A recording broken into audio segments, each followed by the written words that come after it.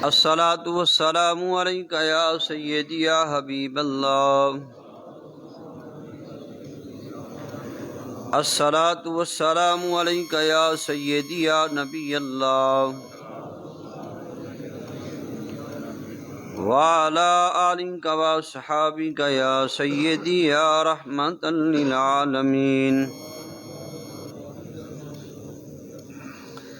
الحمد لولیہ والصلاة علی نبیہ وعلی آلہ وصحبہ وبارک وسلم، اما بعد فاعوذ باللہ من الشیطان الرجیم، بسم اللہ الرحمن الرحیم۔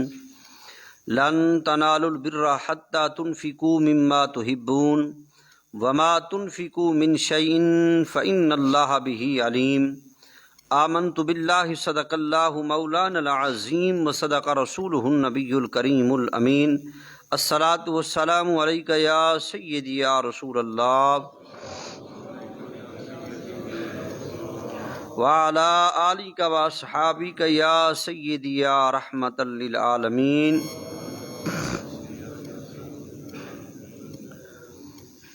اللہ کریم کے فضل و کرم، نبی پاک علیہ الصلاۃ والسلام کی نگاہ ناز کے صدقے میں صبح کی نماز ادا ہوئی۔ اللہ پاک تمام کے سجود کو اپنی بارگاہ میں شرف قبولیت عطا فرمائے۔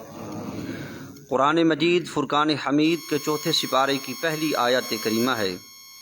اللہ کریم نے ارشاد فرمایا ہے کہ لن تنالوا البر حتی تنفقوا مما تحبون، تم ہرگز بھلائی کو نہ پہنچو گے جب تک راہ خدا میں اپنی پیاری چیز نہ خرچ کرو۔ وما تنفقوا من شیء فإن اللہ بہ علیم، اگر تم جو کچھ خرچ کرو گے اللہ کو معلوم ہے کہ کیا تم خرچ کر رہے ہو۔ قرآن مجید فرقان حمید کے اس آیت کریمہ کے اندر جس طریقے سے نیکیوں کا یہ مہینہ سیزن ہے، فصل ہے، اور نیکیاں الحمدللہ ہر آدمی اپنی استطاعت کے مطابق کوشش کر رہا ہے، مگر اللہ پاک نے ان نیکیوں کی قبولیت کی گارنٹی بھی بتائی ہے۔ اللہ فرماتا ہے کہ تم ہرگز بھلائی کو نہ پہنچو گے، ہرگز نہ پہنچو گے جب تک سب سے پیاری چیز معلوم کیا ہوا کہ تمہاری نیکی اس وقت قبول ہے، نماز قبول، روزہ، حج، زکوٰۃ اس وقت قبول ہے، نیکی تمہاری تب قبول ہے اس وقت، نیکی کا معیار یا نیکی کی قبولیت کا صلہ اس وقت تمہیں ملے گا۔ اللہ نے ارشاد فرمایا کہ جس وقت سب سے پیاری چیز اللہ کی راہ میں خرچ نہ کر دو۔ فرمایا کیوں؟ یہ خرچ کرنے کا مہینہ ہے اور سیزن کا مہینہ ہے، غریبوں، یتیموں، مساکین اور بیواؤں کے ساتھ بھلائی کا مہینہ ہے، مساوات، محبت اور تمدن کا مہینہ ہے۔ اس مہینے میں ہم جو خرچ کرتے ہیں، حدیث پاک میں آتا ہے جو بندہ اس مہینے میں گھر کا خرچ کرتا ہے، اپنے بچوں پر خرچ کرتا ہے، اپنی بیوی پر خرچ کرتا ہے، اپنے گھر کے اخراجات میں خرچ کرتا ہے، محبوب کی حدیث ہے کہ قیامت والے دن ہر انسان سے اس کی زندگی کے بارے میں پوچھا جائے گا، اس کے مال و زر کے بارے میں پوچھا جائے گا، اور مہینے کا خرچہ، زندگی کی جوانی، بڑھاپا، علم کے بارے میں پوچھا جائے گا، مگر ماہ سیام میں جتنا خرچ کرتے چلے جاؤ گھر پر، اللہ اس کا حساب نہیں لے گا، کیونکہ یہ خدا کا مہینہ ہے اور اس مہینے کی جو جزا ہے، جو اجر ہے، وہ خدا نہیں دینا ہے۔ فرمایا۔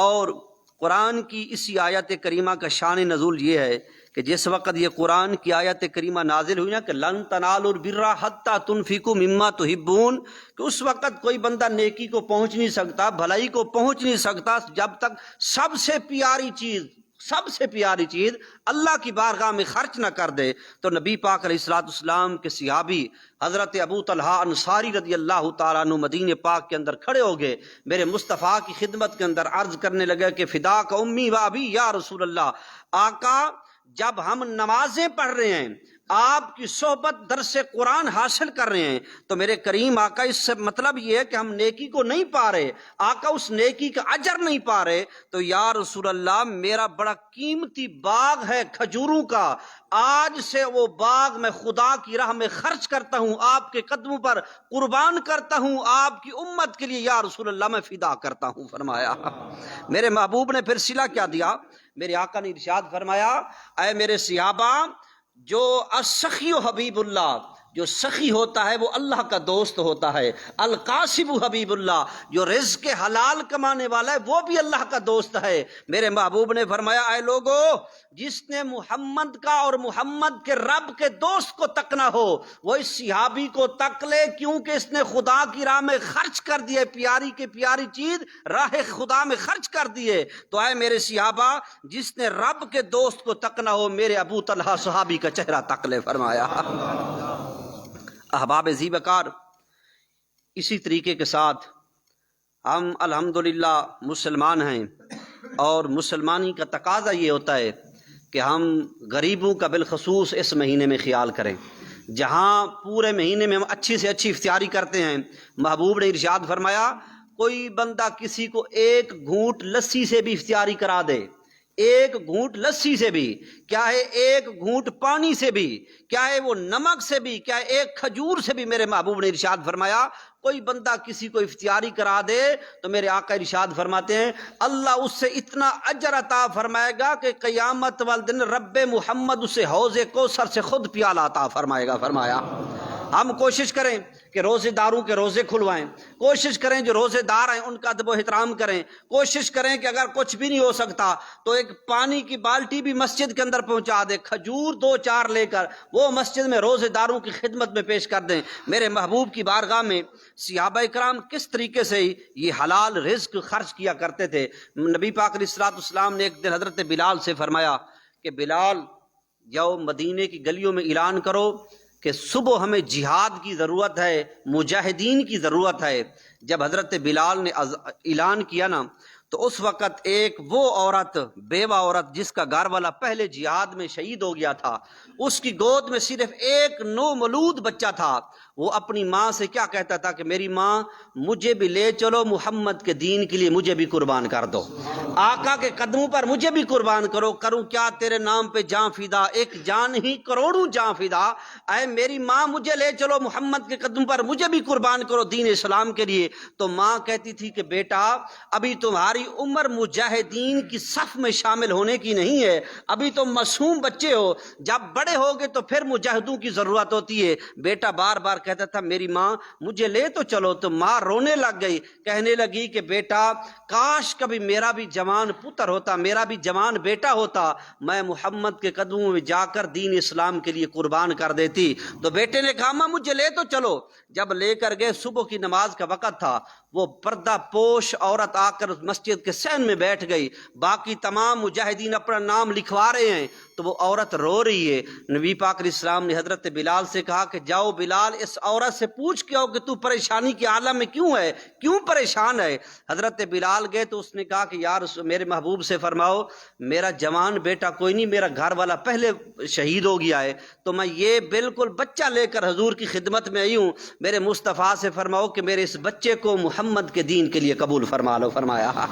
خدا قسم لوگوں کا دین دیکھو، آج ہمیں دین اسلام مفت میں ملا ہے، آج کون اپنے جوان پتر کو، جوان بیٹے کو دین اسلام کے لیے قربان کرتا ہے، بلکہ لوگ تو آج باتیں کرتے ہیں، قربان نہ جاؤں ان باتوں پر، ان ماؤں پر، ان بچوں پر کہ جو صرف کام تھا تو محمد کی دین کی عزت اور ناموس کا کام تھا، اس کی حفاظت کرنے کا کام تھا۔ تو میرے محبوب گئے، کہا کہ بی بی تیرا یہ بچہ بالکل معصوم بچہ ہے، اس پر جہاد فرض نہیں ہے، اس کو لے جا۔ تو عورت رونے لگ گئی۔ میرے محبوب نے جب اس کا رونا دیکھا تو کملی والے نے فرمایا کہ جا بی بی کل قیامت والے دن جب مجاہدین کی ماؤں کو بلایا جائے گا تو تیرا نام بھی شہیدوں کی صف کے اندر نام ہوگا، فرمایا تیرا نام بھی مجاہدین کے صف میں لکھ دوں گا، ابھی تیرا بچہ فرمایا کہ معصوم ہے۔ تو میرے محبوب غریبوں کی کیسے مدد کیا کرتے تھے، اور لوگ میرے محبوب کے قدموں پر اپنے بچوں کو قربان کیا کرتے تھے، اپنا دین سب کچھ قربان کر دیا کرتے تھے۔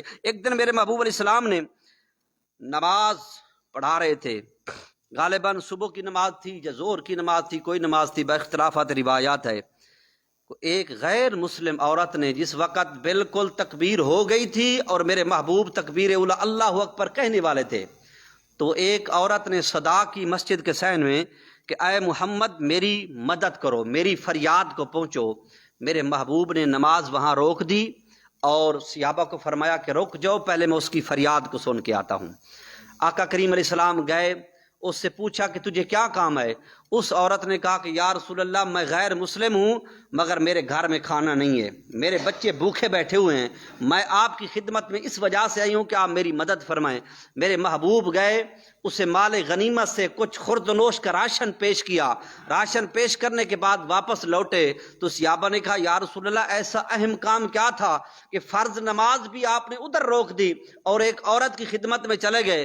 میرے محبوب نے ارشاد فرمایا کہ لوگو وہ غیر مسلم ضرور تھی، محمد کے دروازے پر آئیے، خالی لوٹ جائے گی تو کیا کہے گی کہ محمد کے دروازے پہ کچھ نہیں ملتا؟ فرمایا وہ غیر مسلم تھی، اگر میں محمد اس کو فریاد کو نہ سنتا تو باقی فریاد کو سننا کس نے تھا؟ فرمایا اگر میں ہی اس کی مدد نہ کرتا تو باقی مدد کرنی کس نے تھی؟ مطلب یہ کہ حضور نے اپنی امت کو سبق دینا تھا کہ لوگوں غریبوں کا خیال کرو، یتیموں کا خیال کرو۔ مصطفیٰ کا فرمانے کہ کوئی بندہ کسی یتیم کے سر پر ہاتھ رکھ دے، جتنے بال اس کے ہاتھ میں نیچے آ جائیں گے اللہ اس کے اتنے گناہوں کو معاف فرما دیتا ہے۔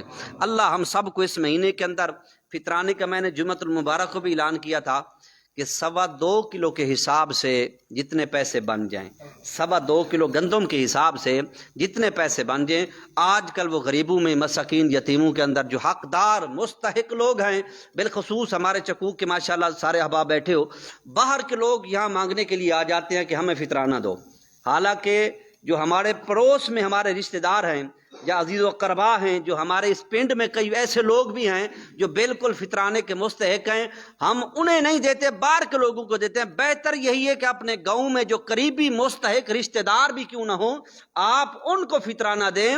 جب ان کو فطرانہ دیں گے اللہ آپ کو ڈبل ثواب عطا فرمائے گا، لہذا چک کے لوگوں کا زیادہ خیال رکھیں۔ اللہ ہم سب کو عمل کی توفیق عطا فرمائے۔ وما توفیق الا باللہ۔ بسم اللہ الرحمن الرحیم۔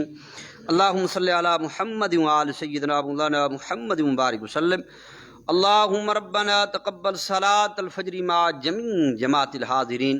اللہم ربنا حب لنا من ازواجنا وذریاتنا قرۃ اعین وجعلنا للمتقین اماما۔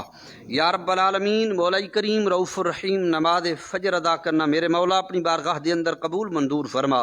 یا الہ العالمین، سب دے روزے نماز تراویح قرآن مجید دا پڑھنا سننا میرے مولا اپنی بارگاہ دے اندر قبول منظور فرما۔ ماہ سیام دا صدقہ الہی سب دے صغیرہ کبیرہ گناہ معاف فرما۔ مولا کریم ساڈیاں خطاواں درگزر فرما۔ یا رب العالمین، کل بیماران امت نو شفا یابی عطا فرما۔